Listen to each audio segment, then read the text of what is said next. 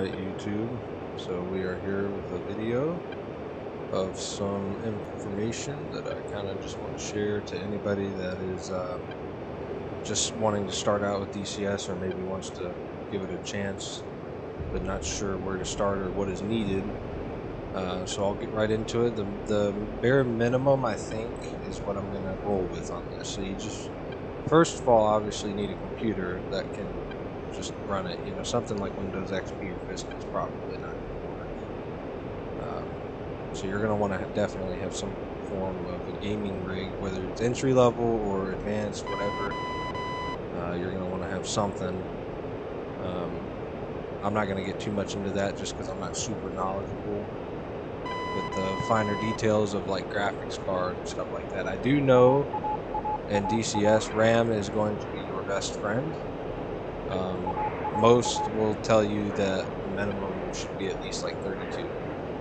But I've gotten away with 16 before, and on the GTX 1080 I had, and it did all right. I mean, when I recorded gameplay and ran the graphics pretty like good, like medium and stuff, then it would stutter here and there, especially on taking off. But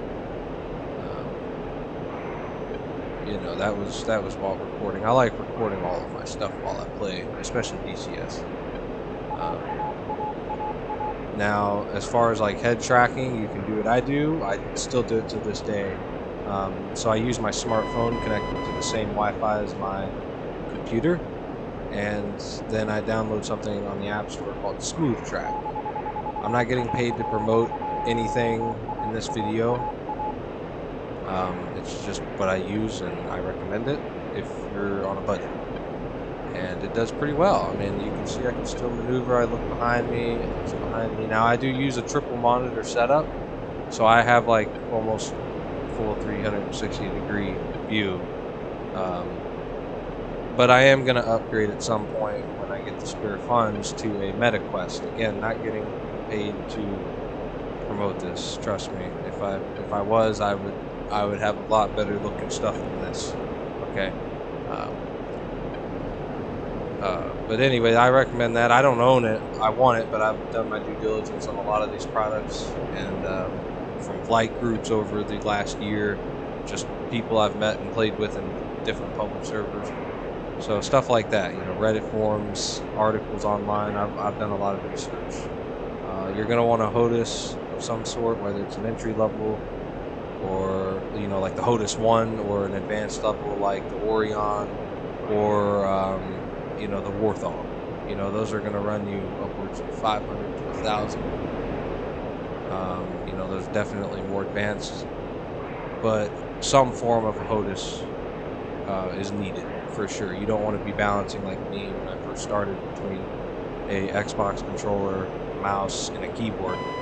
Now I will tell you also, I still do till this day. I have a Hotas, but I still use a mouse and keyboard because I have to still click things that aren't keybinded on my Hotas because there's not enough room. And that's why a lot of people will tell you you need a good Hotas, you know, and those ones, like I said, run you 500, 1,000, depending on where you get it from and what you get exactly. But you know, not everybody has that kind of dough to drop on a hobby, so people got to do what they can, and I do what I can. So if you're anything like me, then you'll still find enjoyment in these products that give us the ability to mimic what some of the better products do, you know, and that's the whole point of it. We want it as realistic as possible because the simulator is phenomenal, you know, and I think it is definitely best enjoyed when you have all of these extra added things to just make it more realistic. So with that being said, you're gonna you can download it on Steam. It is accessible through Steam. I personally went through the standalone version because when I was first starting out, I had many people tell me you're gonna want to go through standalone because of the free-to-play program they offer. And that is definitely something, again, that came in handy for me because of my budget. You know, the aircraft do cost money, but once you pay for them, then, you know, and then you really just own them at that point, so you don't have to pay to fly it again, you know. The F-15 comes in the Flaming Cliffs 3-pack, I'm pretty sure. That's what I'm flying right now, if you didn't know. And as you can see, I don't have a cursor or anything, so I can't click anything inside of this cockpit. It's not a, I believe is what they call it, is a full fidelity aircraft, and this is not a full fidelity.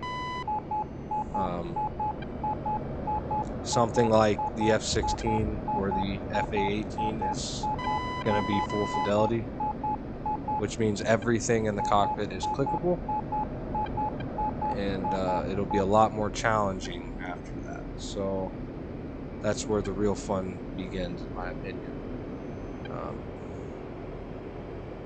Now, outside of that, the biggest thing, oh, there's something called Chuck's Guides, or Chuck Guides, whatever. You can just go on Google, type it in, it'll be like the first one that pops up. And I definitely recommend that once you actually get started and are looking for some more in-depth information regarding the aircraft you've chosen to main or whatever, because it'll have a whole manual. Like the F-16s, I think it's like over 700 pages. So this is not going to be a clean landing, so we're just going to go around. We're going way too fast.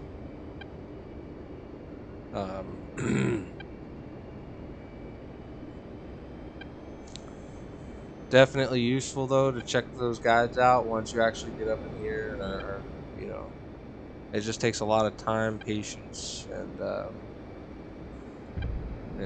information to absorb and retain, you know. And it's something you really got to just be interested in. You got to like really want to enjoy it. You know, you're not gonna want to go through all of that if you don't truly find the enjoyment. So